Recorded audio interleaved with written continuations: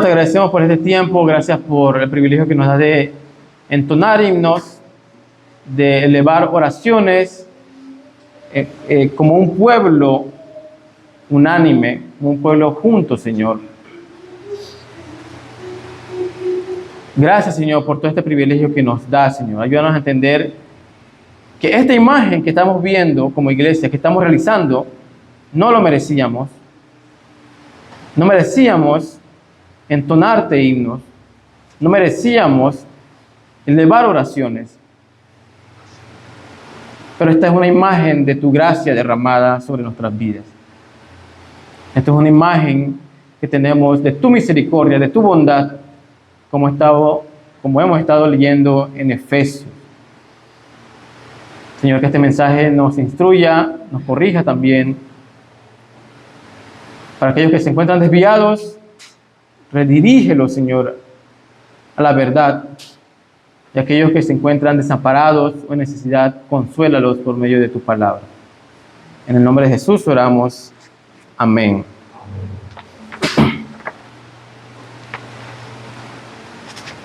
Hermanos, vamos a dirigirnos al versículo 8 y 9. Nos estaremos abarcando el versículo 8 solamente del capítulo 2 de Efesios.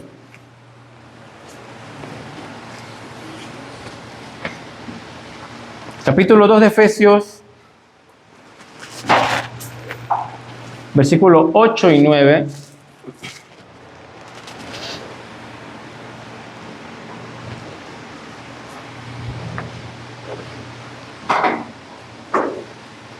Para aquellos que nos han estado acompañando en la exposición de estas cartas de Efesios, lo más seguro podrán seguir la línea y las conexiones que hay entre todos estos versículos. Pero bueno, haré el esfuerzo de presentar una imagen amplia. En esta ocasión voy a presentar una imagen amplia de lo que hemos tratado, de lo que hemos visto. Y es necesario ver esta imagen general por todo lo que el apóstol Pablo ha estado tratando. Y estos versículos son una conclusión general de lo que Pablo ha estado exponiendo. Efesios capítulo 2, versículos 8 y 9. Esa es la palabra del Señor, declara: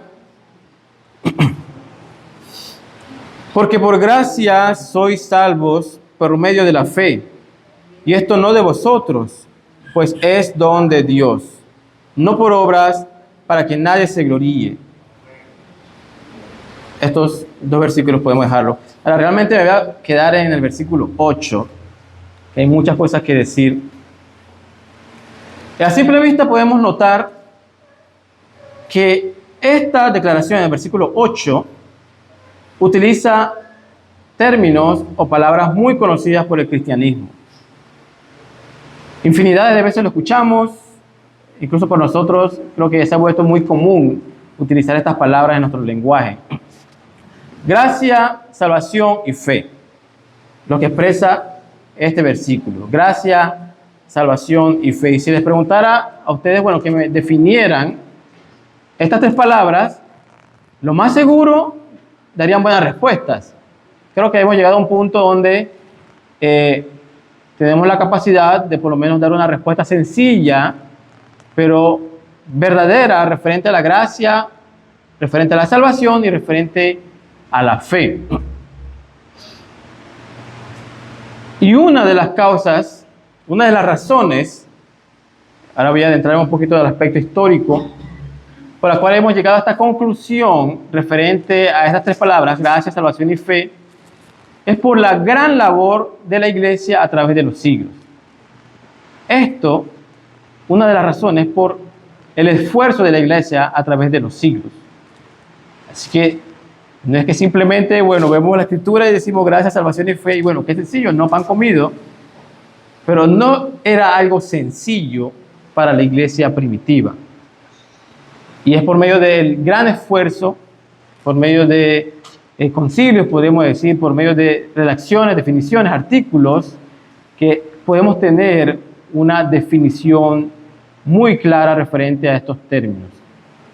Debemos recordar que en los primeros siglos se levantaron grandes batallas teológicas, doctrinales, en cuanto a temas considerados cardinales de la fe. Estos temas, gracia, salvación y fe, estos términos, podemos incluirlos como dentro de doctrinas cardinales de la fe. Como les mencioné, en los primeros siglos se realizaron batallas referente a la Trinidad, referente a Cristología, doctrina del estudio de Jesucristo, referente a la soteriología, esto es la doctrina de la salvación.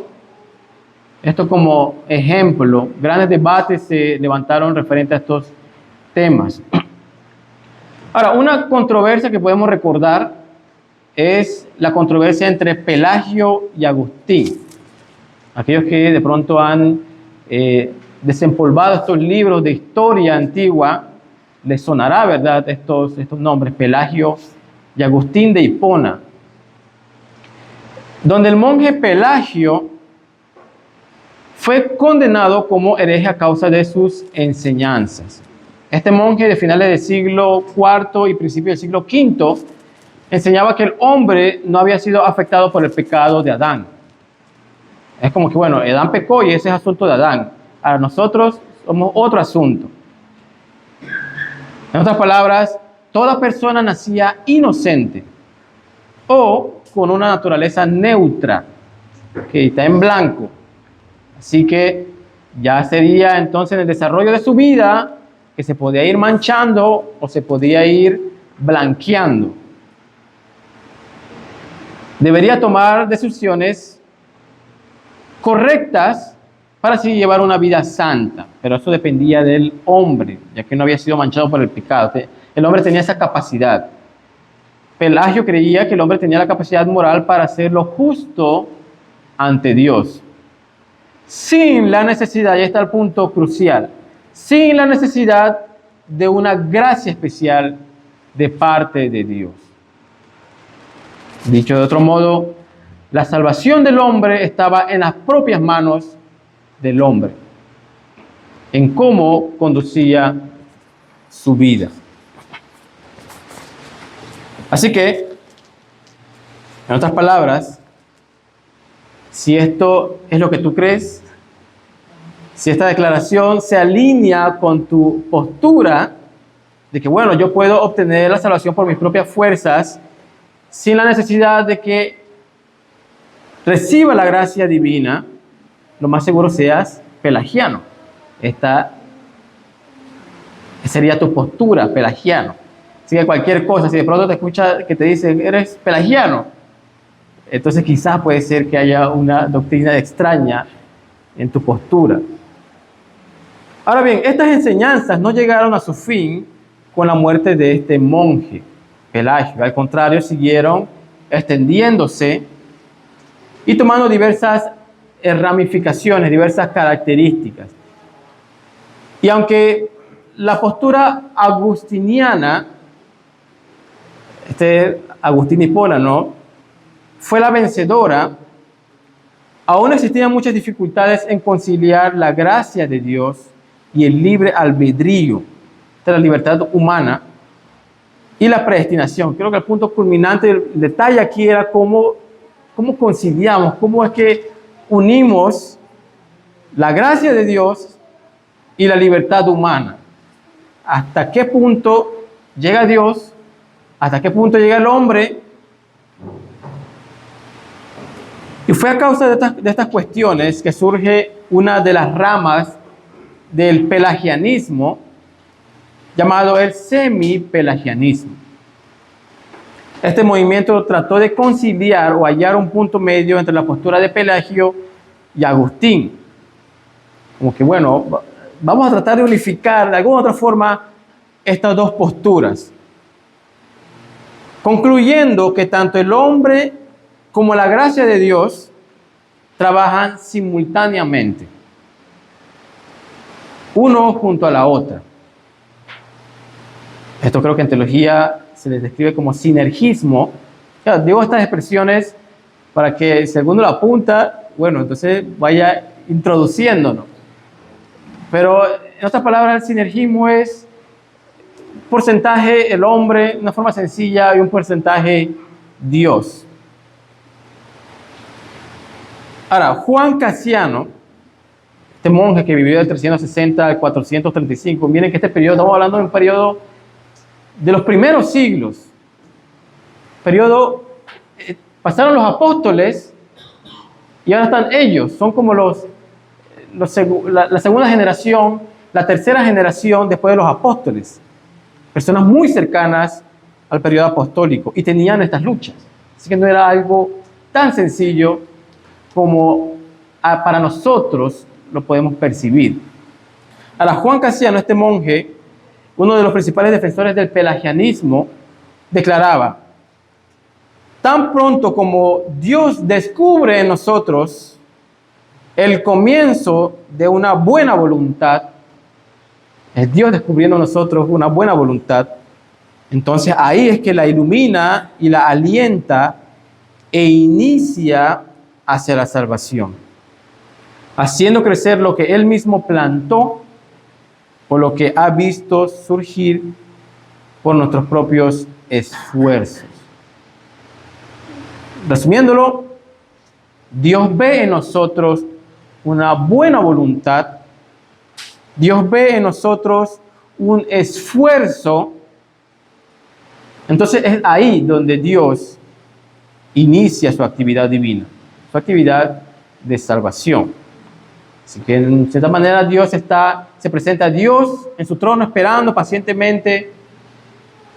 Entonces ve que de pronto Juancito en un día decide por sus propios esfuerzos, por su propia voluntad, inclinarse, honrar a Dios, buscar a Dios.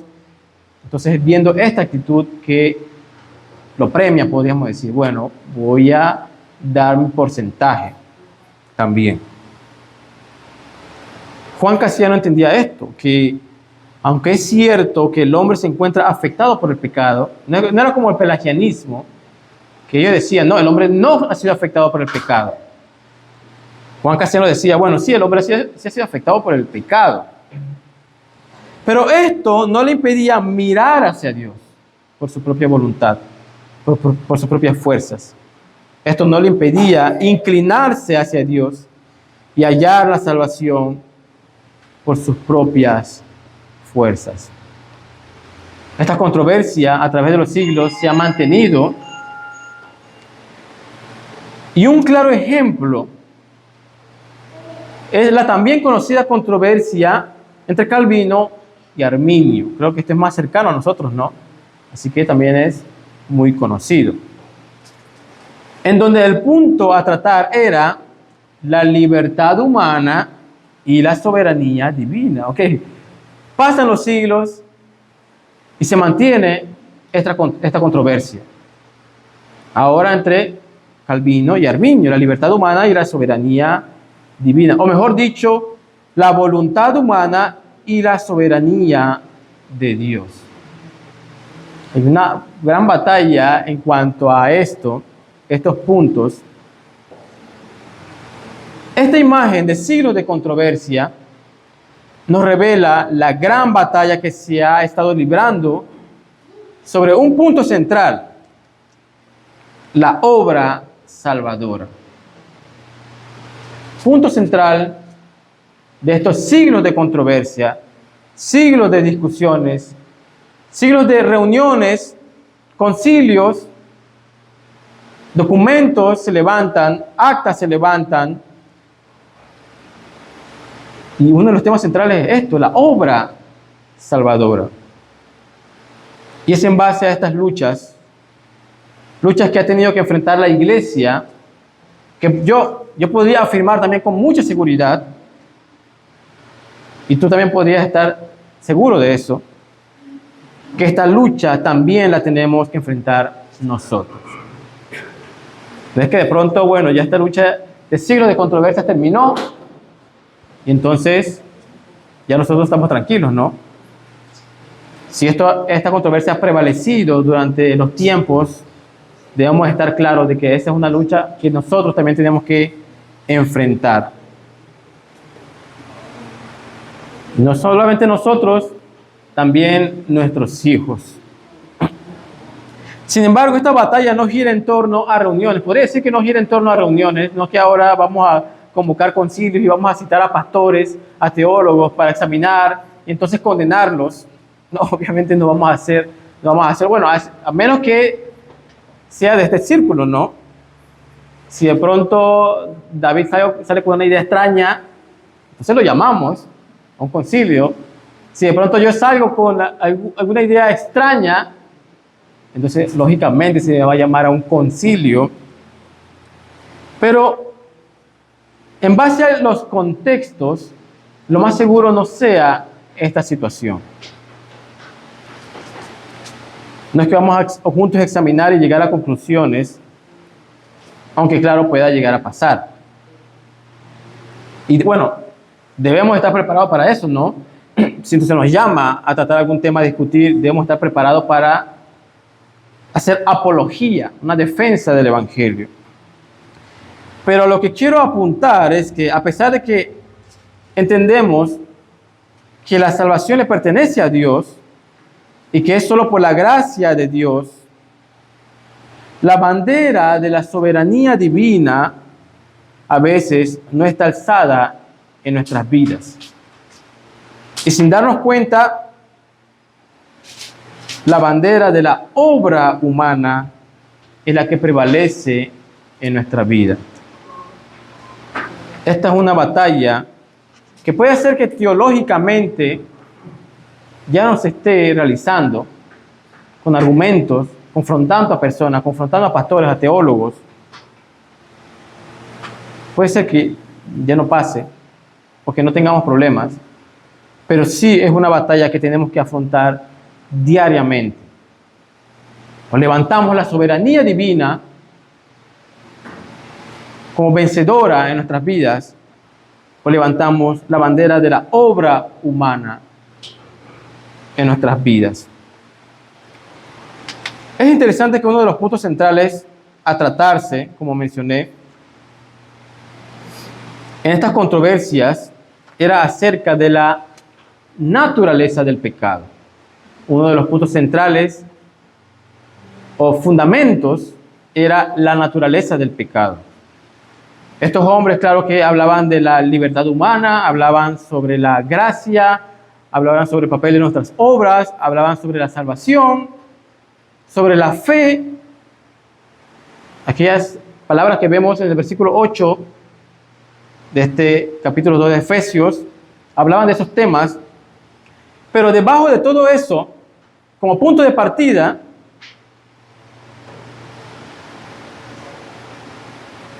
estas declaraciones y conclusiones hallaban como punto central el efecto del pecado en nuestras vidas. ¿Hasta qué grado el pecado ha afectado al hombre? ¿Hasta qué punto hemos sido afectados? Realmente es como declaramos, total depravación, una completa corrupción, o es un término medio de corrupción. Una declaración que leí en un artículo, un comentario decía: lo que una persona entienda sobre el pecado o la forma en que tú entiendas el pecado afectará inevitablemente tu comprensión de la gracia y la redención. La forma en que entiendas el grado del pecado, el impacto del pecado en tu vida, el efecto del pecado en tu vida, afectará tu comprensión acerca de la gracia y la redención. Este hombre, Pelagio, tomó muy a la ligera la doctrina del pecado. No fue algo de suma importancia, al contrario, para él fue algo que no era necesario, un tema necesario a tocar. Ahora, otro comentario que leí incluso, este libro, no me acuerdo dónde lo leí, pero era un libro de eclesiología, pero cuando estaba redactando el sermón me vino a la mente, y el autor declaraba que una comprensión adecuada o inadecuada acerca de la doctrina del pecado, incluso afecta nuestro culto, la liturgia, el orden de la iglesia, cómo lo llevamos. Ok, entonces, la doctrina del pecado es un punto tan crucial en nuestra vida. Es un punto tan necesario examinar con mucho detalle porque puede afectar, sí, nuestro culto, puede afectar la iglesia, la doctrina del pecado, dependiendo de cómo lo entendemos, puede afectar la obra salvadora, la gracia divina, puede afectar tantas cosas en nuestras vidas. ¿Debemos subestimar el pecado? Alguna pregunta a cada uno de ustedes. ¿Debemos subestimarlo? ¿Acaso debemos tomarlo a la ligera como algo sencillo? Yo diría que muchos de nosotros somos pelagianos en cierto grado y luchamos con eso. Con el solo hecho de tomar a la ligera el pecado. Sí, puede ser que teológicamente no seas pelagiano, pero en la práctica puede ser que seas o seamos un experto en el pelagianismo. Pablo en esta declaración, porque por gracia sois salvos, por medio de la fe, y esto no de vosotros, pues es don de Dios. La principal intención de Pablo es elevar al punto más alto la bondad y la misericordia de Dios como fuente de nuestra salvación. Ese es su punto. El punto central de Pablo es llevar al punto más alto la misericordia de Dios como fuente de nuestra salvación. Esto es lo que Pablo quiere recalcar constantemente. Y está constantemente por medio de sus declaraciones recalcando este punto y quiere plasmarlo en nuestra mente. Y este es el centro de su discurso. La gracia divina que ha sido derramada por pura misericordia sobre un pueblo antes muertos en delitos y pecados. En el capítulo 1, haciendo un pequeño resumen, nos presenta una imagen de Dios el Padre colmando de bendiciones provenientes de los lugares celestiales a su iglesia. Y ahí se presenta una lista, ¿no? Escogiéndonos, santificándonos, predestinándonos, adoptándonos, haciéndonos aceptos, haciéndonos sobreabundar en sabiduría e inteligencia, dándonos a conocer los misterios de su voluntad, dándonos una herencia con el fin de que seamos para su gloria. Y luego, desde el versículo 15, el capítulo 1, Pablo, por medio de su oración, sigue presentando a Dios como fuente, como aquella fuente de nuestro desarrollo espiritual. Él es nuestra fuente de nuestro desarrollo espiritual, como aquel que alumbra los ojos de nuestro entendimiento. Es Dios actuando, es Dios obrando en su misericordia, en su bondad en nuestras vidas. Por medio de todo esto, esto es lo que se haya plasmado en Efesios. Y seguidamente, para ir desarrollando y elevando aún más esta actividad divina sobre su pueblo, para seguir realzando o llevándolo a un punto más alto, la misericordia y bondad de Dios, presenta como punto de partida en el capítulo 2, no sus promesas, no que somos privilegiados, no que somos un tipo de seres especiales en medio de este mundo, o que éramos distintos a otro grupo de personas. Presenta los efectos del pecado en el hombre. Interesante, ¿no? Pelagio y Agustín, la controversia se fundamentaba en los efectos del pecado en el hombre, hasta qué grado,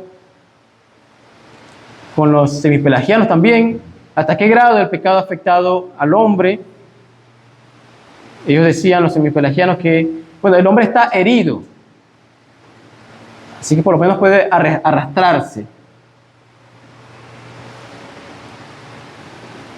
Pablo presenta como uno de sus puntos de partida la doctrina del pecado y hasta qué grado hemos sido afectados. Y la imagen que revela Pablo, la forma en que lo expresa, son devastadoras. Devastadoras, sí, para aquel que por medio de la obra divina comprende lo que significa muertos en delitos y pecados. Si por medio de la revelación divina, por medio del Espíritu Santo has llegado a comprender lo que significa muertos en delitos y pecados, esto debe ser algo devastador para ti.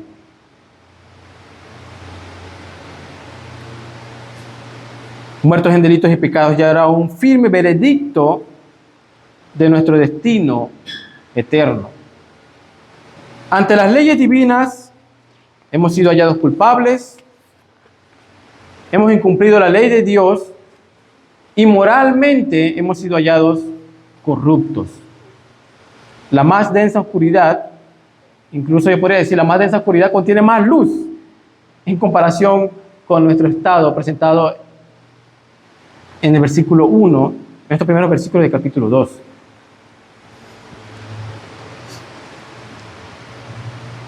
Y no es que nos considerábamos desafortunados por nacer en esta condición. No es que, bueno, llegamos a nacer así, bueno, ¿qué puedo hacer? No. No es que nos sentíamos una lástima hacia nosotros por nacer así, en delitos y pecados. Al contrario, Pablo continúa en el capítulo 2, los primeros versículos del capítulo 2, declarando que andábamos, tú andas, yo andaba, nosotros andábamos siguiendo la corriente de este mundo. Estábamos conforme al príncipe de la potestad del aire, vivíamos en los deseos de la carne y los pensamientos. Ese eras tú, si has llegado a la gracia salvadora, pero si no has llegado a la gracia salvadora, ese eres tú. Toda tu voluntad gira en torno a cumplir los deseos de la carne. Toda tu voluntad gira en torno a la voluntad de tus pensamientos corruptos, si no has llegado a la fe salvadora. Hijos de ira eran nuestros nombres, e ira era lo que nos esperaba. Solamente el tiempo era cosa de tiempo, que se acabara la paciencia de Dios para que entonces ira fuese derramado en nosotros. Ira era lo que hallaríamos al final de nuestras vidas en este mundo, pero no una ira de reyes o de príncipes o de gobernantes. Sí, claro, da un temor, ¿no? Cuando de pronto te para el tránsito por incumplir la ley, ¿ok? Uno guarda un respeto, ¿no? Hay un temor hacia ellos, hay un temor hacia las leyes nacionales, pero la ira que es expresada en Efesios no es la ira de reyes, gobernantes, príncipes, incluso no es tampoco la ira de demonios o del propio Satanás, como muchas veces se presenta en caricaturas, ¿no? De estos demonios con estos tenedores grandes, castigando las almas en el infierno. No, esto no es así. No es esta ira la que presenta Efesios.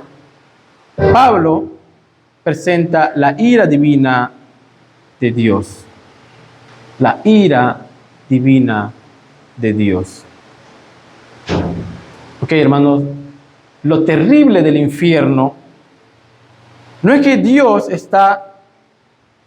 lo terrible del infierno no es la ausencia de Dios, al contrario, es la presencia de Dios. Pero la presencia de Dios en toda su ira, por toda la eternidad. Podría decir que lo que sostiene el infierno No es la misericordia de Dios ahora, es la ira de Dios. Mientras que su bondad y amor estará en los santos, estará apartado para los santos en la nueva Jerusalén. Y lo peor de todo esto, el punto más terrible de esta situación, es que no podíamos hacer nada. Absolutamente nada. Y no puedes hacer nada. Si te encuentras en esta situación, no puedes hacer nada, absolutamente nada, para cambiar esta realidad. Puedes levantarte a las 4 de la mañana, llorar, gastar tus lágrimas. Puedes utilizar todos los poemas más lindos y hermosos posibles y dirigirlos hacia Dios. Pero hermano, nada podemos hacer para cambiar esta realidad. Nada podíamos hacer para cambiar esta realidad. Ezequiel capítulo 37, en esta profecía, se presenta una imagen más clara, podría decir, en cuanto a esta condición. El Señor le presenta a Ezequiel, en el capítulo 37, un valle de huesos secos. Huesos secos. Ok. Efesios 2, vemos muertos. Ezequiel, un valle de huesos secos. Y si nos vamos incluso mucho más atrás, las propias palabras de Dios en el jardín, en Génesis capítulo 2, versículo 17, como consecuencia, si el hombre incumplía ante los límites establecidos, eran estas: ciertamente morirás. Que no es que ciertamente quedarás herido, ciertamente o momentáneamente quedarás apartado, o sea, serás expulsado de su presencia. Ciertamente morirás, y ante Dios estábamos muertos.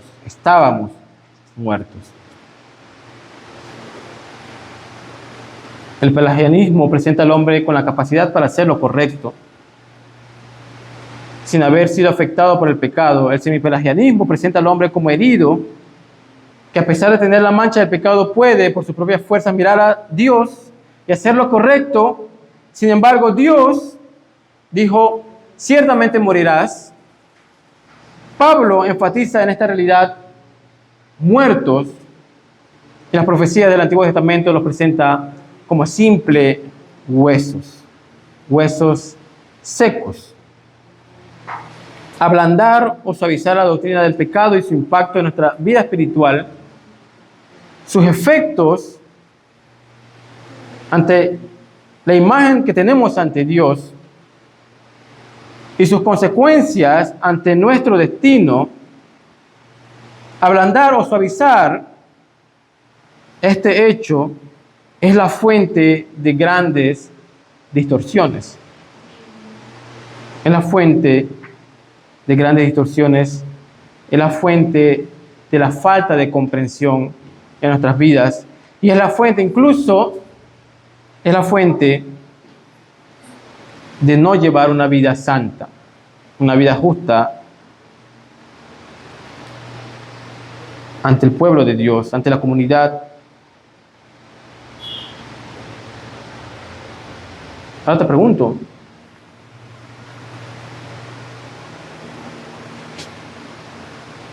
¿cuán fundamental es para ti entender el efecto del pecado que ha causado, que te ha afectado a ti? ¿Hasta qué grado has llegado a comprender lo tan terrible que es el pecado para ti? Puede ser que para ti sea algo sencillo, no sea algo tan preocupante. De vez en cuando me acuerdo de que, bueno, el pecado es malo.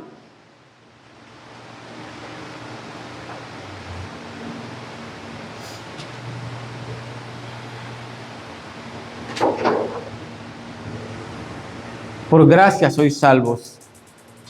Esta expresión, que claro, como le mencioné, abarca todo lo que Pablo ya ha estado mencionando, es un resumen general. Por gracia sois salvos, apunta y eleva a la actividad divina como la única y principal interesada en la libertad de la esclavitud de su pueblo y de un cambio en su destino.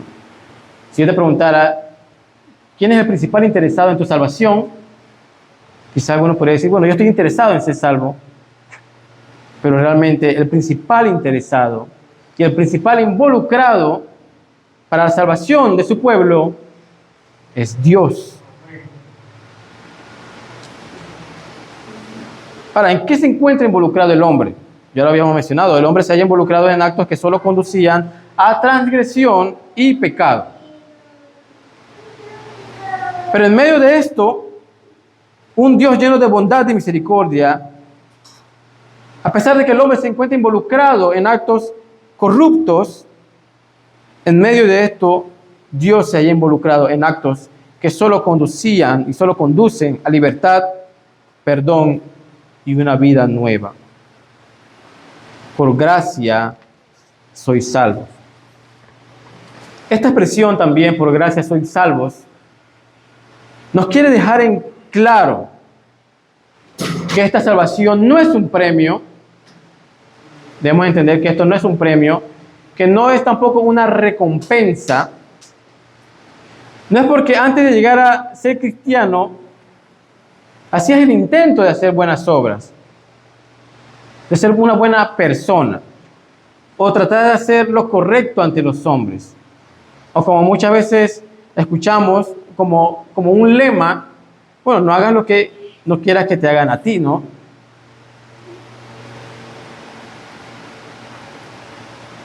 Muchas veces pensamos, bueno, yo era de los que no me metían problema.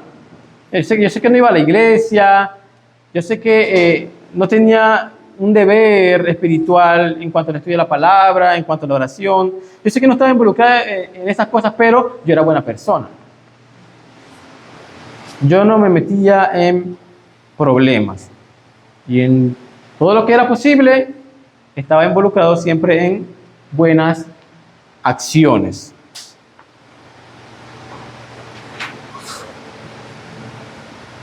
Pero no son por estas cosas por las que hemos sido llamados a esta salvación maravillosa. No son por estas cosas. Incluso Isaías declara que toda obra humana puede ser considerado como trapos de inmundicia. Fuiste llamado a esta salvación porque Dios, que es grande en misericordia y bondad, se inclinó y por medio de un soplo de vida, una vida eterna te ofreció, te otorgó. A pesar de que aún te hallabas muerto en delitos y pecados, andando, esto no iba a cambiar. No es que Dios iba a sentar pacientemente y a esperar que por lo menos una luz de esperanza en cuanto a la comprensión del pecado. Esto no iba a pasar. Solo fue necesario y era necesario que Dios se introdujera en nuestras vidas. Él mismo descendiera, Él mismo se involucrara con nosotros y Él mismo ofreciera al Hijo, Jesucristo, como una propiciación por nuestros pecados.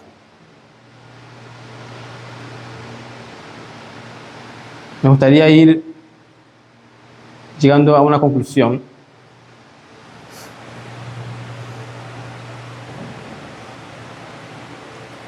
Por medio de dar este resumen histórico que di al principio, sobre estas controversias que se estaban dando al inicio de los siglos y que se mantuvieron por todos los tiempos, también era mi intención dar a conocer que estas palabras, gracia y salvación, ya eran términos conocidos para los efesios del primer siglo. No es que llegó el cristianismo y bueno, estos términos como gracia y salvación ahora son conocidos. Ya eran términos conocidos por los efesios, pero fueron llevados a una nueva expresión por medio del cristianismo. Para una antigua estatua de Julio César, que lo más seguro estaba de pie en la época en que Pablo redactó Efesios, declaraba así: las ciudades de Asia, junto con los ciudadanos y las naciones, honor Gayo Julio César, hijo de Gayo, el sumo sacerdote, emperador y 2 veces cónsul, el Dios manifiesto de Ares y Afrodita. Y luego se recalca el Salvador universal de la vida humana. Expresiones como salvación eran ya común en aquella era. Incluso términos como evangelio, según varios historiadores, ya eran utilizados en la antigua Roma, pero teniendo como enfoque la religión del emperador. Cada vez que hablaban sobre evangelio, normalmente era apuntando al emperador. Cada vez que hablaban de salvación, era apuntando al emperador. Cada vez que hablaban incluso de misericordia derramada por gracia, era la gracia del emperador, era la misericordia del emperador, era la bondad del emperador. Pero esta salvación romana era conquistas de naciones, era saqueos de sus tesoros, y que fuesen incluidas, sometidas como provincias. Esta era la salvación romana conocida por las naciones del primer siglo. Esta era la salvación conocida por los pueblos del primer siglo, por las naciones y por las tribus. Sin embargo, con la llegada del cristianismo, esta salvación llegó a tener un nuevo sentido, una nueva identidad. Esta salvación ahora es la que otorga libertad de la esclavitud, contraria a la salvación que hablaban los romanos, que era sometimiento. Esta salvación que se proclamaba en el cristianismo ya no era un saqueo de nuestras pertenencias, al contrario, esta era una salvación que nos otorgaba y que nos llenaba de tesoros celestiales. Y esta salvación ahora no se trataba de sometimiento, de obligaciones, duras obligaciones, a dar tributos a un Dios, el Dios del Imperio Romano. Ahora esta salvación es libre y voluntaria. Honramos y damos gloria a aquel que por pura gracia nos ha llamado de muerte a vida, de oscuridad a luz, y de un estado de rebelión y enemistad a paz.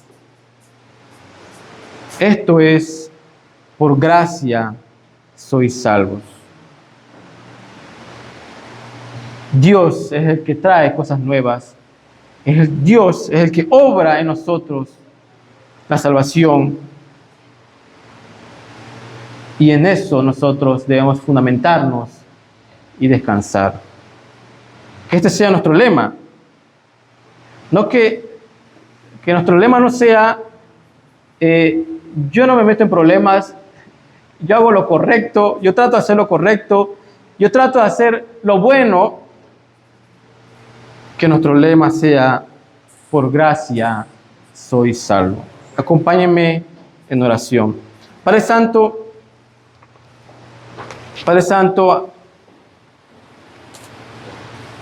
realmente no tenemos mucho que decir ante la imagen de tu gracia salvadora, ante la imagen de tu bondad derramada hacia nosotros. Así como el salmista declaraba: ¿qué hay en el hombre para que lo mires, para que te inclines a él?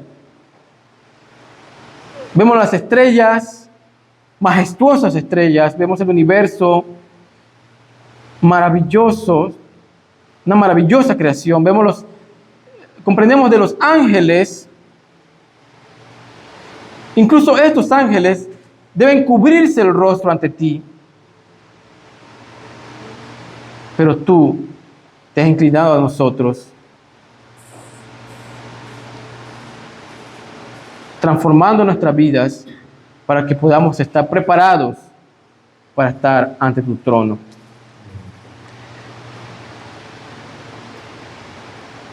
Señor, esta lucha no ha terminado. Muchas veces queremos alzar la bandera de la obra humana como fuente de toda gracia. Pero ayúdanos constantemente, diariamente, a que en nuestras familias, en nuestro trabajo, en nuestra comunidad, en nuestra vida personal, sea la bandera de la gracia divina la que gobierne constantemente.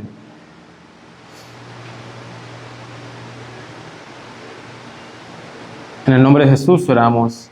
Amén.